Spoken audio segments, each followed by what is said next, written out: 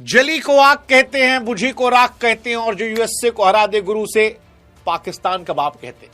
ठोको ताली। देखो ये सारी बकैती हम इसलिए कर सकते हैं क्योंकि हमने यूएसए को हरा दिया। उस यूएसए को जिसने पाकिस्तान को हराया था, उस यूएसए को जिसको लेकर पाकिस्तानी आज इंडियंस का मजाक उड़ा रहे थे जब हमारे विकेट गिर रहे थे।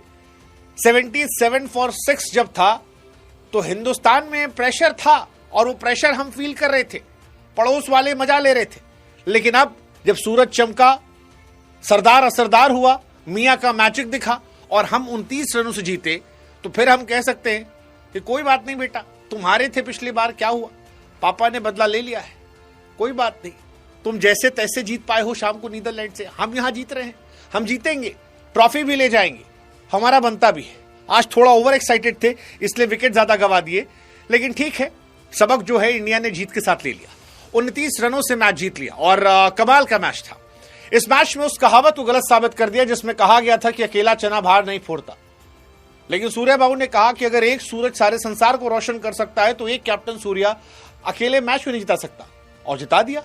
46 पर 4, 77 पर 6, वहां से आप 161 पहुंचते हैं, तो ये सूर्य कुमार यादव कमाल था। और जब आप 161 पहुंचे तो आपको पता था कि हमारे गेंदबाजों की हैसियत इतनी है कि हम जीतने नहीं देंगे, और वही हुआ। 132 पर यूएस से निपट गई। बुमराह नहीं थे, उसके बावजूद हमारी गेंदबाजी जो थी वो सटीक थी। अर्शदीप सरदार असरदार थे, सिराज कमाल थे, आपके वरुण चक्रवर्ती और बापू एकदम इकोनॉमिकल थे, हार्दिक बढ़िया चल रहे थे, और कुल मिलाकर इंडिया ये मैच जो है वो जीत जाती है। बट ये मैच सूर्य कुमार यादव के लिए जाना चाहेगा, कैप्टन सूर्य कुमार यादव, क्योंकि वो जो एक कैच शुभम ने ड्रॉप किया था, आई थिंक वो उनको मैच के लिए भारी पड़ गया। 49 गेंदों पर 84 रन।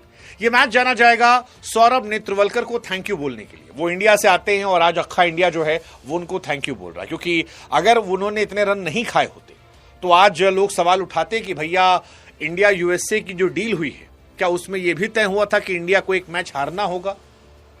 हम मतलब ट्रम्प साहब ये भी मांग सकते हैं, डोनाल्ड ट्रम्प कुछ भी कर सकते हैं कि भाई साहब आपको एक मैच हारना पड़ेगा, हमारी टीम एक जीतेगी, हो सकता है सब, बट ऐसा हुआ नहीं। और यही वजह है कि सूर्या बाबू ने मैच जिताया। 77 for 6 से 161 तक हम गए। इंडिया की बैटिंग बहुत खराब थी, मतलब बहुत सारे मीम्स आ जा रहे थे, जैसे अभिषेक शर्मा सबसे डरावने बल्लेबाज हैं बशर्ते वो 1 रन बना ले, क्योंकि वो पहली बॉल पर आउट हो जाते हैं। ईशान किशन का जो ऑफ डे था वो चले नहीं। तिलक थोड़ा कैजुअल हो गए। शिवम दुबे इजी होकर आउट हो गए। रिंकू सिंह आज उनको गेंद पता नहीं लग रही थी। हार्दिक पांड्या थोड़ा ओवर कॉन्फिडेंस में थे आज, या पिच ऐसी कह लें। Same goes for Bapu. Batting बहुत खराब थी और सूर्या ये कह रहे थे कि 77 for 6 पर हालत टाइट थी, हमें पता था कि हम फंस गए हैं।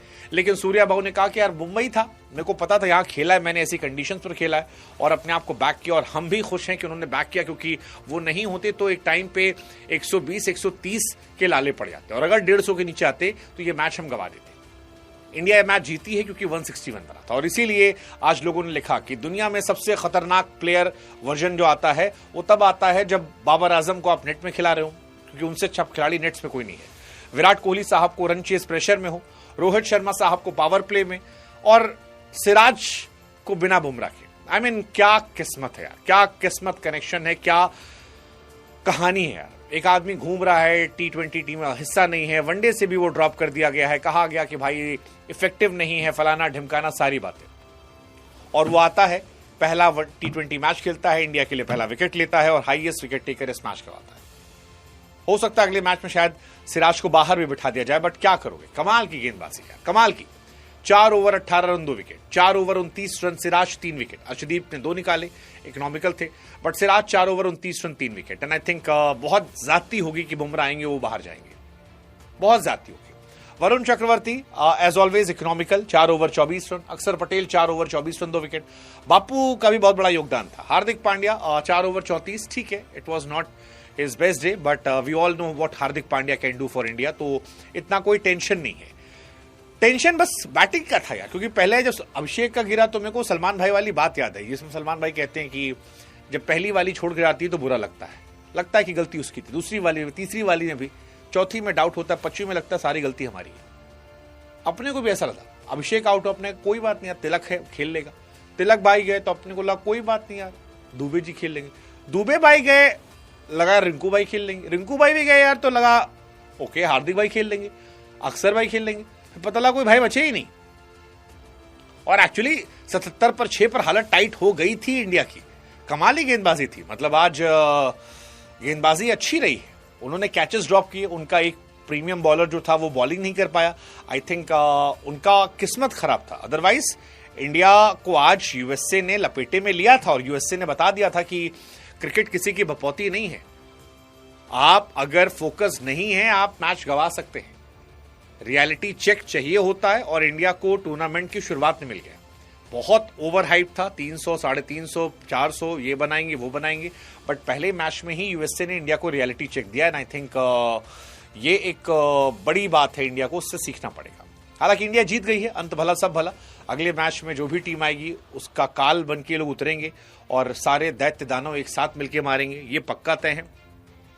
बट अभी तो इंडिया की हालत टाइट थी। हालांकि इंडिया ने 9 मैच लगातार जीत लिए, साउथ अफ्रीका के 8 लगातार मैचेस का रिकॉर्ड तोड़ा है, ऑस्ट्रेलिया का रिकॉर्ड तोड़ा है। 9 लगातार मैच जीतना अपने आप में बहुत बड़ी बात है। पिछले 25 आईसीसी टूर्नामेंट में इंडिया सिर्फ एक मैच हारी और वो फाइनल था, जिसका दुख आज भी हमें होता है। बट ठीक है, क्या कर सकते हैं।